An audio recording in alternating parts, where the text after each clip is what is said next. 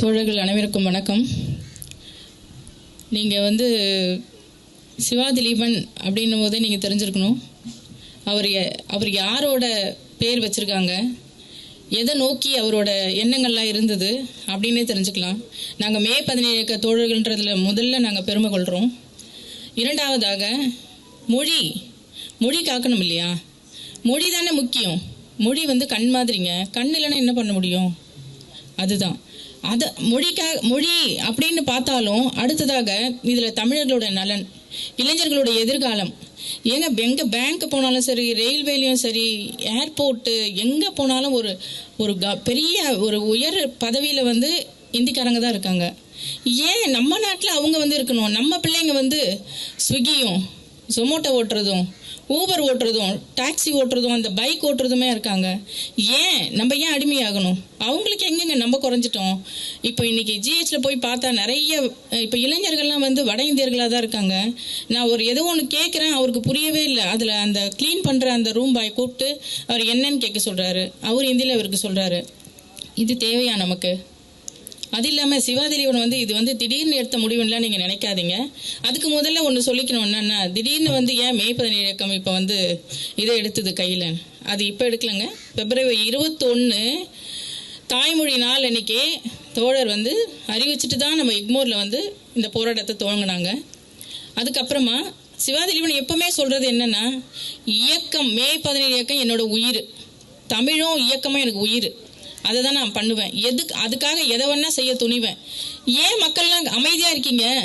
தமிழுக்காக போராடுறாங்கல்ல மே 17 இயக்கம், நீங்கள் ஏன் யாரும் ஆதரவு தரல? போராடுறீங்களா? சரி, எதுக்கு? மொழிக்கா? சரின்ட்டு வேலைக்கு போகிறீங்க. ஏன் நம்ம மொழிக்காக நம்ம வரலன்னா எப்படி? அதுக்காக ஒரு ஃபயர் தான் இப்போ அவர் ரெடியாக இருக்காரு. எங்களுக்கு யாருக்குமே சொல்லலை. இயக்கம் அதை ஊக்குவிக்கலை. அதை முதல்ல புரிஞ்சுக்கோங்க. முதல்ல இயக்கம் ஒரு தவறான வார்த்தையையும் யூஸ் பண்ணக்கூடாது. அந்த எதுலேயும் ஃபேஸ்புக்லேயும் சரி, எங்கே எழுதினாலும் சரி, ஒரு தவறான கருத்துக்களை பேசாதீங்க, கருத்தியெல்லாம் எதிர்கொள்ளுங்கன்னு தான் பேசுவாங்க. சங்கிகளோ இல்லை எதிரிகளோ எப்படி பேசினாலும் சரி, நீங்கள் முறையாக பேசணும்னு சொல்லி சரியான வழிமுறைகள் நடத்துறதெல்லாம் நாங்கள் போயிட்டுருக்கோம். அவர் மட்டும் இல்லை, அவருக்கு அப்புறம் என்ன அரசியல் படுத்தி நான் இயக்கத்துக்கு வந்தேன். பிறகு என்னுடைய குழந்தைகள்லாம் வந்தாங்க. என்னோட குடும்பமே இன்றைக்கி மே 17 இயக்கம்னா என்னன்னு தெரியும். நிறைய பெண்கள் நிறைய இயக்கத்துலலாம் வர ஆரம்பிச்சிட்டாங்க. ஏன்? ஒரு பெண் வந்தால் தான் இன்னொரு பெண் வர முடியும், அது வேற விஷயம். ஆனால் அவங்களுக்குள்ள உணர்வு இருக்குது. எதை நோக்கி நம்ம சிந்திக்கணும்? அரசியல் தெளிவு வேணும். ஒரு பெண் என்ன ஒரு குடும்பத்தை மட்டும் பார்க்க முடியாது. நானும் ஒரு குடும்ப தலைவி தான். ஆனால் என்னை அரசியல் படுத்துறதுனால நான் அரசியல் பேசுவேன், புத்தகம் படிப்பேன், மார்க்சியம் படிப்பேன், கம்யூனிசம் படிப்பேன், திராவிடம் படிப்பேன், எல்லாத்தையும் படிப்பேன். அதுக்கு என்னோட கணவர் தான் அது முக்கிய காரணம். அதுக்கு என்னென்னா, அவர் எனக்கு அப்பா மாதிரிங்க. எனக்கு கணவர் கிடையாது, அவர் அப்பா. என்னோட குழந்தைங்களுக்கு ஒரு பயங்கரமான என்ன சொல்றதே தெரியாது. எதை கேட்டாலும் நீ போராடு, எவனாவது உன்னை ஏதாவது கிண்டி பண்ணாது அது உடனே நீ தட்டி கேளு. அந்த மாதிரி ஒரு தைரியமாக தான் கொடுத்து வளர்த்துருக்காரு. இன்னைக்கும் என்னுடைய குழந்தைகள் தைரியமாக தான் நிற்கிறாங்க. நானும் எந்த விதத்துல நான் அசர மாட்டேன். எனக்குன்னு ஒரு கொஞ்சம் தனிப்பட்ட ஒரு விஷயங்கள் இருக்கும் இல்லையா, அதுக்காக தான் நான் வருத்தப்படுவேனே தவிர இதை நான் ரொம்ப பெருமைப்படுறேன். இது மூலமா மே 17 இயக்கம் மூலமா இப்படி ஒரு ஃபயர் வரணும்.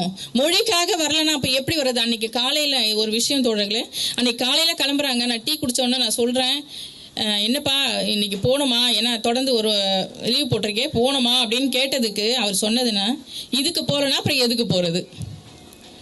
அப்போது நீங்கள் எல்லாம் பார்த்துட்டு ஏன் கிடக்குறீங்க? ஒரு போராட்டத்துக்கு மொழிக்காக நீங்கள் வரலன்னா எதுக்கு வருவீங்க? அந்த வெறி இருந்தது அவருக்கு. என்கிட்ட எதுவுமே சொல்லலை.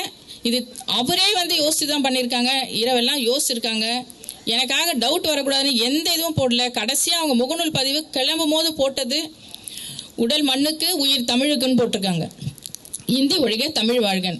ஆகவே தோழர்களே, சிவா திலீபனுடைய இந்த முடிவு என்பது அவர் திடமாக யோசித்து மே 17 இயக்க தோழன் தான் இதை முன்னெடுக்க முடியும்னா அதை எடுப்பேன்னு சொல்லி எடுத்திருக்காங்க. சரிங்களா? அவருக்கு எந்த நோயும் இல்லை, எந்த ப்ராப்ளமும் இல்லை, ஆரோக்கியமாக வாழக்கூடிய அழகான குடும்பத்தை சேர்ந்த ஒரு தலைவன் அவர் கொடுத்துருக்காருன்னா நீங்கள் யோசிங்க. நீங்கள் நம்மளாம் எப்படி தூங்கிக்கிட்டு இருக்கோம்னு யோசிங்க. நம்ம மங்கி போயிட்டோமா? நம்மள உணர்வுகள் ஏன் எழும்பலை?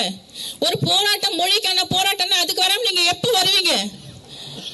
இதுதான் அவரோட கோபம். இப்போ எனக்கு அந்த கோபம் வருதுன்னா இதை நாங்கள் டிஸ்கஸ் பண்ணது தான். என்னங்க இப்படி இருக்காங்கன்னு போது அவருக்கு ரொம்ப கோபம் வரும். இதை நான் எப்படியாவது எடுத்துகிட்டு போகணும். அதுக்கு தான் இந்த மாதிரி அவர் பண்ணியிருக்காரு. இதை இயக்கம் ஒருபோதும் வந்து இதை சொல்லலை, இந்த மாதிரி அவங்க நினைக்கவே இல்லை. ஈவன் நம்ம தோழர்களே வந்து ரொம்ப இந்த முறையை பார்த்து அவங்களே அதிர்ச்சி ஆயிட்டாங்க. அதனால தோழர்களே, திலீபன் வந்து ஒரு மெழுகா எரிகிறாரு, மொழிக்கான மெழுகா தன்னை எரிச்சுக்கிட்டாரு. அதனுடைய வெளிச்சத்திலிருந்து நம்ம தமிழ் உணர்வுகள் பொங்கி எழணும்னு சொல்லி கேட்டு உங்கள் அனைவருக்கும் நன்றி கூறி விடைபெறுகிறேன்.